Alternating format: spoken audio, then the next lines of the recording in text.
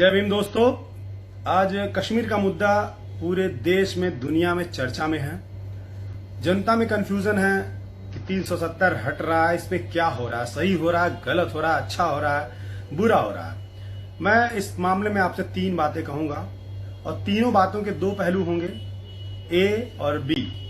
आपको चुनना है कौन सा सही है क्या, तो आप इसको चुन करके समझ सकते हैं कि देश में कश्मीर के मुद्दे को लेकर के हो क्या रहा है। लेकिन उसमें भी सबसे पहले मैं आपसे एक सवाल पूछना चाहूंगा।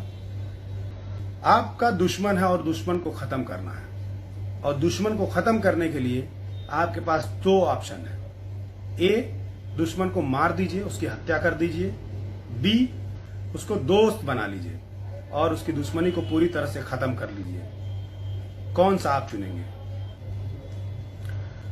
उसी प्रकार से कश्मीर के मामले में जो पहली बात है, उसमें से जो पहला ऑप्शन है ए, कि कश्मीर को का भारत में पूर्ण विलय के लिए वहां जो धारा 370 हटाई गई है, आज जो जैसा कि सरकार कर रही है, सेना लगा करके वहां के नेताओं को नजरबंद करके गिरफ्तार करके वहां इस धारा को हटाने के खिलाफ उठने वाली किसी भी आवाज को कुचल करके, वहां पर इंटरनेट सेवा बंद करके, अघोषित कर्फ्यू लगा करके, वहां के लोगों को डरा करके 370 को खत्म करना और भारत में कश्मीर का पूर्ण विलय करना।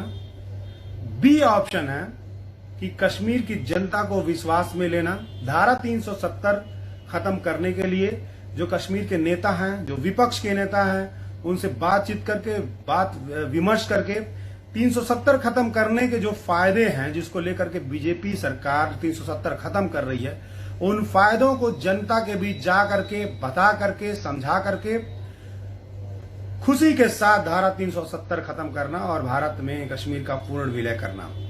ये और बी में से आपको चुनना है। ये पहली बात हो गई। जो दूसरी बात है, दूसरी बात यह है कि जो भी लोग इस देश में धारा 370 खत्म करने का जश्न मना रहे हैं, सोशल मीडिया पर पोस्ट कर रहे हैं, एक दूसरे को फोन करके बता रहे हैं, मोदी सरकार की वाहवाही कर रहे हैं, वो कौन लोग हैं, किस प्रकार के लोग हैं? ऑप्शन ए, उन लोगों को कश्मीर का भारत में विलय को लेकर के जो शर्तें हैं, समझौता है, इतिहास है, उसके बारे में पूरी जानकारी है। उन लोगों को धारा 370 की पूरी जानकारी है।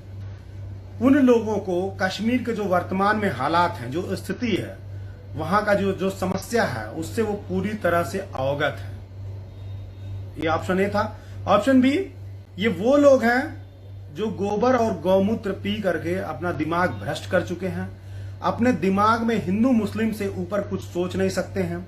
वो धारा 370 हटाने के मामले को इस प्रकार से देख रहे हैं जैसे कश्मीरियों से बदला लिया जा रहा हो, या कश्मीरियों को सबक सिखाए जाने वाली कोई कार्यवाही हो, या मुस्लिमों के खिलाफ हिंदू राष्ट्र बनाने का एक कदम हो। इस मामले में जो तीसरी बात है वो ये बीजेपी क्यों कर रही है।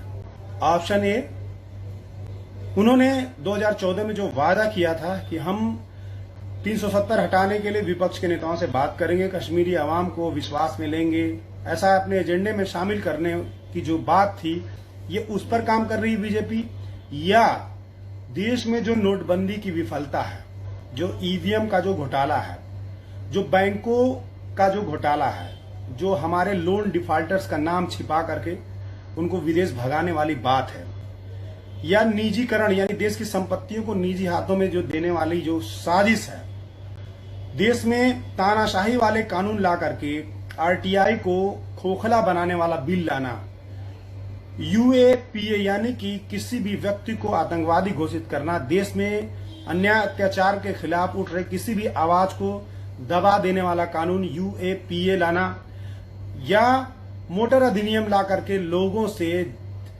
जरूरत से ज्यादा पैसा वसूलने वाला कानून पास करना।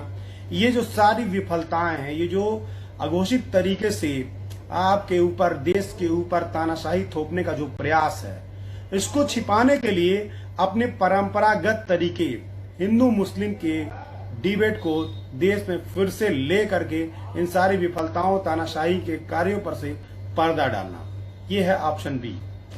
अब ये जो 3 बातें मैंने आपसे कही हैं, इनमें ए और बी है। ए और बी में से आप चुनिए कि वाकई में सरकार क्या कर रही है, और हमें कमेंट में जरूर बताइए। और इस वीडियो को आप कॉपी कर सकते हैं, डाउनलोड कर सकते हैं, जहां तक चाहें आप इसको फैला सकते हैं। धन्यवाद। नेशनल दस्तक की आपसे गुजारिश है कि अगर इसको बचाना चाहते हैं तो नेशनल दस्तक को सब्सक्राइब करने के लिए रेड कलर के सब्सक्राइब बटन को दबाएं, फिर बेल आइकन की घंटी दबाएं। नेशनल दस्तक को बचाने के लिए बहुत जरूरी है कि हर खबर को शेयर करें, लाइक करें, कमेंट जरूर करें।